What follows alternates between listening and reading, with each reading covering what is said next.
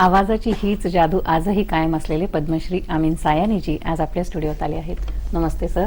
9:30च्या बातम्यांमध्ये आपलं स्वागत आणि आपल्याला पद्मश्री मिळाल्याबद्दल समस्त सह्याद्रीच्या सर्व प्रेक्षकांकडून आपलं मनपूर्वक अभिनंदन. बहुत बहुत धन्यवाद, बहुत बहुत धन्यवाद. सर, आपला आवाज, आपण बोलता, आपलं सगळं व्यक्तिमत्व हे जाणून घेण्यासाठी सह्याद्रीचे लाखो प्रेक्षक उत्सुक आहेत याची मला पूर्ण कल्पना आहे. सरलता, साधेपणा हे आपल्या आवाजाचं वैशिष्ट्य आहे. इसके बारे में आप पहले क्या बताएंगे? बिल्कुल सहजता और सरलता, ये स्थायी भाव है आपके. अच्छा हुआ आप हिंदी में उतर आई, क्योंकि अगर इतनी मतलब सुंदर मराठी बोलने वाली लड़की बोल रही हो फर मराठी, और फिर वो इतनी सुंदर दिखने वाली लड़की जिसको मैंने अपनी छोटी बहन कहना शुरू कर दिया है, कहीं वो मुझे अंकल ना कहना शुरू कर दे. तो बहरहाल आपके सामने मराठी तो नहीं ज्यादा बोलूंगा, लेकिन मैं जानती हूँ आप मराठी अच्छी ढंग से जानते हैं. आप कुछ कविता भी बोल सकते हैं, गा सकते हैं, गाने भी गा सकते हैं. ये मैं बहुत खूब जानती हूँ. वो ऐसा है कि मैं सिर्फ जब के कोई मराठी बोलने को कहता है, हाँ, तो पहले मुझे याद आती है वो पहली पंक्ति तुकाराम के भजन की, कि जेथे जातो तेथे तू माझ्या सांगाती. बस ये कहकर मैं थोड़ा सा बोल लेता हूँ, लेकिन ज्यादा बोलने की कोशिश करता हूँ तो मराठी जानने वाले ये कहते हैं आज माशी कुठे सीखली. तो मैं, लेकिन आपके सामने हिंदी बोलते हुए हम लोगों को बड़ा कॉम्प्लेक्स आता है. अरे क्यों, मैं तो सीधी सादी हिंदी बोलता हूँ. वही तो बहुत मुश्किल है सर. अरे कोई मुश्किल नहीं, दिल से बोलो तो बस वो प्यार की बात निकलती है और दिल तक पहुंचती है. और मैं तो ज्यादा हिंदी मैंने सीखी नहीं ना उर्दू सीखी ज्यादा. वो तो बोलते बोलते धीरे धीरे धीरे बस आ गई. और थोड़ा कुछ अच्छा था कि हमारी अम्मा जो कि गांधी जी की शिष्या थी, अब गांधी जी क्या कहते थे कि भारत की भाषा ऐसी होनी चाहिए जो सब समझ सके. और वही भाषा हमारे फिल्मी गीतों की भी होती थी, वही फिल्मी डायलॉग्स की भी होती थी. लेकिन सर, आपके घर में भी क्या हिंदी बोली जाती थी? घर में हम बम्बई की खिचड़ी बोला करते थे. इसलिए तो हम लोगों को भी डर लगता है आपके साथ हिंदी बोलते हुए. कहीं हम खिचड़ी हिंदी बोलना शुरू कर दें. नहीं तो खिचड़ी बोलेंगे आप, मेरी तरह खिचड़ी बोलेंगे तो सब समझाएंगे, बड़ा मजा आएगा लोगों को. क्योंकि मेरी भाषा में गुजराती भी ज्यादा थी काफी, अंग्रेजी भी सीखी थी, और हिंदी उर्दू बस किनारे किनारे तक सीखी थी. और सब उसके अलावा फारसी भी थोड़ी सीखी, थोड़ी अरबी भी, मतलब मौलवी साहब आते थे घर पे तो अरबी भी थोड़ी थोड़ी सीखी, और संस्कृत के श्लोक बहुत सीखे गुजराती पढ़ते पढ़ते.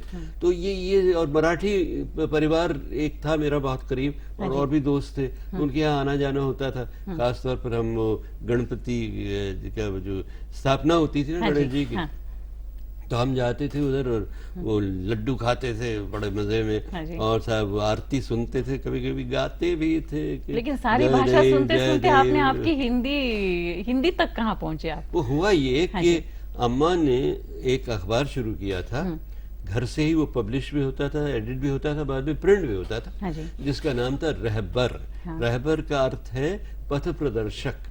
तो गांधी जी ने कहा था उनसे कि बेटा एक ऐसा अखबार तुम शुरू करो जो कि 3 अलग अलग लिपियों में हो, लेकिन हर लिपि में भाषा लाइन टू लाइन सरल हिंदुस्तानी हो. तो उसमें मैंने धीरे धीरे पढ़ते पढ़ते लिखते लिखते प्यून का काम करते करते ट्रांसलेट करते करते मैं सीखने लगा लिखित रूप में. और फिर जब गीतमाला शुरू हुई तो मुझे जरा धक्का सा तो लगा कि यार मेरी आवाज में कुछ गुजरातीपन अंग्रेजीपन ज्यादा है, तो मैं कैसे बोलूंगा. तो मैं हिम्मत करके बोल पड़ा मैं. लेकिन सर, हमने सुना है आपने बहुत ही मेहनत की है, भाषा से लेकर और आवाज के लिए भी आपने बहुत मेहनत, कड़ी मेहनत की है. उसके बारे में आप क्या कहेंगे? क्योंकि खुदा ने मुझे बहुत हिम्मत दी, बहुत जोश दिया. आवाज ज्यादा अच्छी नहीं थी, अब भी नहीं है. नहीं सर, ऐसे हम तो नहीं मानेंगे, कोई नहीं मानेगा. नहीं. और वो बस दिल अच्छा था. नए भारत का नौजवान था मैं जब स्कूल में था, खत्म लास्ट 2 साल रह गए थे, तब भारत को आजादी मिली.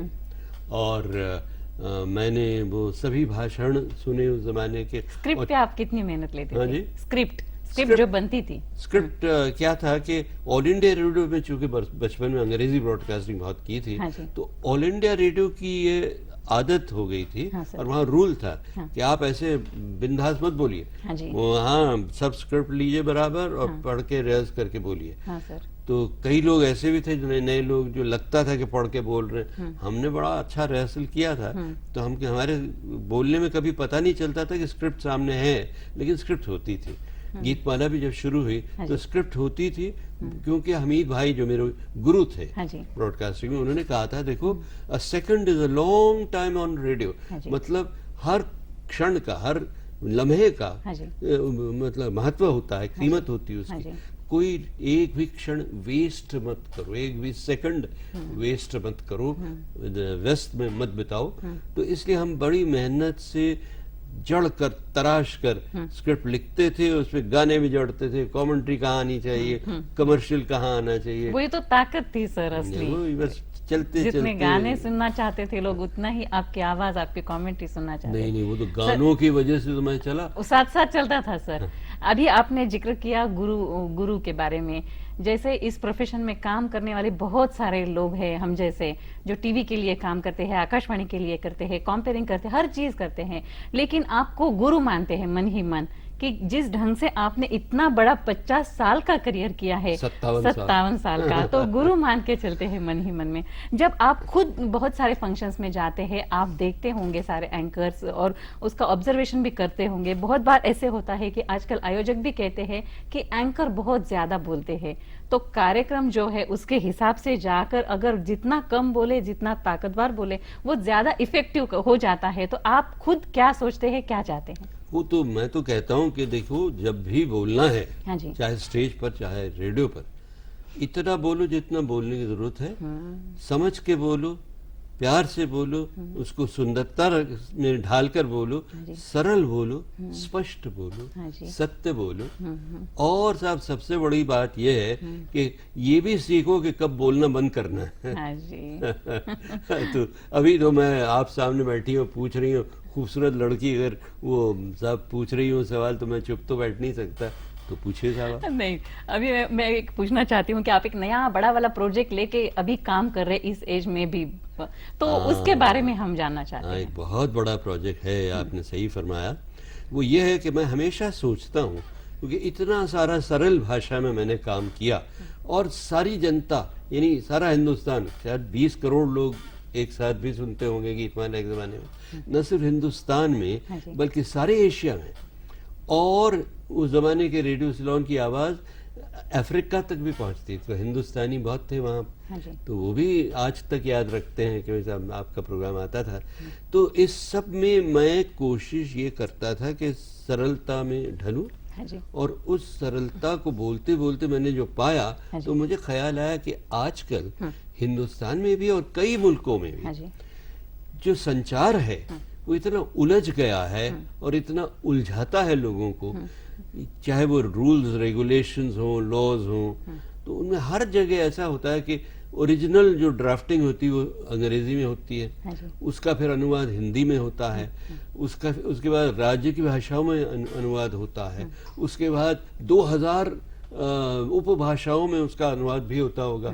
तो बेचारा सीधा साधा मेरी तरह का जो हिंदुस्तानी है, वो तो उलझ जाता, बौखला जाता कि अरे वो कौन सा सीधा सच्चा रास्ता है जिस पर हमें चलना है, जिस पर हमें लड़खड़ाना न पड़े, जिस पर हमें वो क्या कहते हैं रिश्वत न देनी पड़े, न फाइन देना पड़े।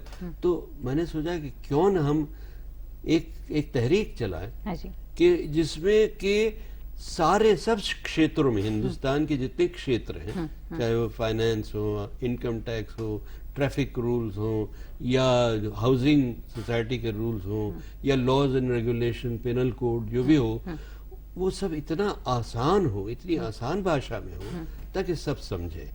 और वो कौन सी अंग्रेजी कविता है कि जो आप चाहते हैं कि वो सारे लोग भी सुने? वो मैं अभी बताता हूँ आपको। वो वहां तक पहुंचने में मुझे जरा देर लगी थी। तो हुआ ये कि मैंने सोचा अगर इसके लिए एक तहरीक चलाएं, तो सब लोग क्या जान से और दिल से अपने अपने देश की सेवा और अपनी प्रगति के लिए भी काम करना शुरू करें। तो फिर मैंने सोचा कोई ऐसा कदम है जिससे हम शुरू कर सकते हैं काम। तो मुझे सूझा कि यार मैं बचपन से लेकर आज तक जनगण मन के 5 अंतरे गाया करता था। 5 अंतरे लोगों को पता ही नहीं कि टैगोर जी ने 5 अंतरे लिखे उसमें। दूसरे अंतरे में मसलन भारत के मुख्य धर्मों का जिक्र है। हाँ जी। आहरब तब आह्वान प्रसारित, सुनी तब उदार वाणी, हिंदू बौद्ध सिख जैन पारसी मुसलमान क्रिस्तानी हैं वगैरह वगैरह। तो साहब इतना महान गीत है वो। और साहब वंदे मातरम भी क्या खूबसूरत गीत लिखा था बंकिम बाबू ने। मगर गड़बड़ यह है कि हम लोग बचपन से और कई वर्षों तक गाते रहे हैं हमारा राष्ट्रगीत और राष्ट्रगान बिना समझे कि क्या मतलब है। जैसे जनगण मन के बारे में अक्सर मैं सोचा करता था कि जनगण मन अधिनायक यानी जनता के मन पर राज करने वाला ये कौन है, किसको कह रहे हैं, और भारत भाग्य विधाता कौन है, भारत के भाग्य का विधाता। फिर रिसर्च करते करते मुझे पता चला कि जनगण मन तो एक वंदना थी। उन्होंने टैगोर जी ने इसको राष्ट्रगीत के रूप में नहीं लिखा था। वो तो हुआ ये कि जब आज़ादी मिली तो हमारा डेलीगेशन गया वहाँ यूएनओ में, तो उनसे पूछा गया कि आप राष्ट्रगीत लाइए, उसकी तर्ज हम बजाना चाहते हैं। तो छटपटाए कि कौन सा राष्ट्रगीत। तो उनको याद आया कि खुद गुरु रविंद्रनाथ टैगोर का रिसाइट किया हुआ ये गाना उस धुन में बंगाली में और संस्कृत बंगाली में उनके पास रिकॉर्डेड था, तो उन्होंने दे दिया। तो उन्होंने कहा कि तर्ज तो ये बहुत अच्छी है। तो उन्होंने तर्ज ले ली, उसको ऑर्केस्ट्रेट किया। तो वो दुनिया भर के तमाम राष्ट्रगीतों में सबसे ज्यादा जबरदस्त धुन बन गई थी उसकी। और ये यूनेस्को में हाल ही ने ये इसका आदर किया है इस बात का कि इससे अच्छी कोई धुन नहीं है।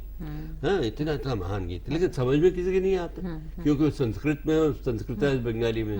यही हाल वंदे मातरम का। अब जैसे जनगण मन में कुछ शब्द ऐसे हैं पंजाब सिंध गुजरात मराठा कुछ यानी अधूरा सा ज्योग्राफी लेसन है, मगर गाना बहुत महान है। अगर उसमें कोई उससे लेके आप क्या करना चाहते हैं? तो उसके लिए मैंने सोचा कि क्यों ना हम एक ऐसी अपनी परंपरा से कोई ऐसा गीत चुने जो कि जनगण मन की धुन में ढल सके और जो भारत की आकांक्षाएं जो हैं, हमारी आशाएं जो हैं, हमारी जरूरतें जो हैं, हमारी मांगे जो हैं, हमारी दिशाएं जो हैं, वो हमें बताए। बनाया आपने? हाँ, मैं कवि तो हूँ नहीं भाई। तो मैंने सोचा ऐसा कोई गीत ढूंढो। तो ढूंढते ढूंढते मुझे याद आया कि अरे टैगोर ही का लिखा हुआ तो वो कविता है। जो कि मैंने आपकी दूरदर्शन के कमरे में भी एक फ्रेम में लगी हुई देखी। आपकी इजाजत हो तो अंग्रेजी में मैं सुनाऊं। 5-7 पंक्तियों के है। गुरु जी ने कहा था कि where the mind is without fear and the head is held high, where knowledge is free, where the mind has not been broken up, where the world has not been broken up into narrow domestic walls, where words come out of the depth of truth, where the clear stream of reason has not lost its way into the dreary desert sand of dead habit, where the mind is led forward by thee into ever widening thought and action, into that heaven of freedom, my father let my country awake. तो मैंने सोचा अरे ये तो अपना है, परंपरा में ही है हमारा गाना, तो क्यों न उसकी पहली पंक्ति और आखिरी पंक्ति को लेकर मैंने कहा चलो मैं कभी नहीं हूँ, एक मुखड़ा सजेस्ट करता हूँ मैं एक नए एक और तीसरे राष्ट्रगान के लिए। क्या वह मुखड़ा बन सकता है कि और जनगण मन की धुन पर क्या मुखड़ा बने कि मन जहां न डरे सर जहां न झुके ऐसा हो देश हमारा। तो इस गाने को अगर हिंदी में पूरा लिखें, इसमें वंदे मातरम का कुछ अंश भी आए, उसमें जनगण मन का कुछ अंश आए, मजहब नहीं सिखाता आपस में बैर रखना वो बात भी आए, झंडा ऊंचा रहे हमारा वाली बात भी आए, और ऐसी बातें हो जिससे कि हमें जोश आए और समझ में आए हमें कि क्या गा रहे हैं। वरना हम राष्ट्रीयता का पहला कदम ही ना समझी में रखते हैं। तो ये मेरा प्रयोग है, मेरी इच्छा है, मेरी तमन्ना है। अब पता नहीं मेरी जिंदगी में ये बात कभी आएगी या नहीं होगी सर, क्यों नहीं। अभी आप बात कर रहे थे तो समझ में आ रहा था कि अभी भी उतना ही ताजापन आपकी आवाज में है। क्या करते हैं आप आवाज के लिए? भाई ऐसा है कि आवाज मेरी कभी अच्छी तो नहीं थी। तो मैंने सोचा कि क्या करेंगे लोग सुने, तो इसलिए एक तो सरलता मैंने ले ली, दूसरे ये कि स्पष्ट बोलने की कोशिश की कि हिंदी का शब्द हो तो ये कोई कभी कभी सिर्फ मतलब दिखावा करने के लिए मैं कभी कभी क्लिष्ट हिंदी भी बोल जाता हूँ मगर ज्यादा नहीं, या दकीक उर्दू बोल जाता हूँ मगर नॉर्मली अगर बोलता हूँ तो सही बोलता हूँ। अंग्रेजी भी बोलता हूँ तो कोशिश करता हूँ सही बोलूं।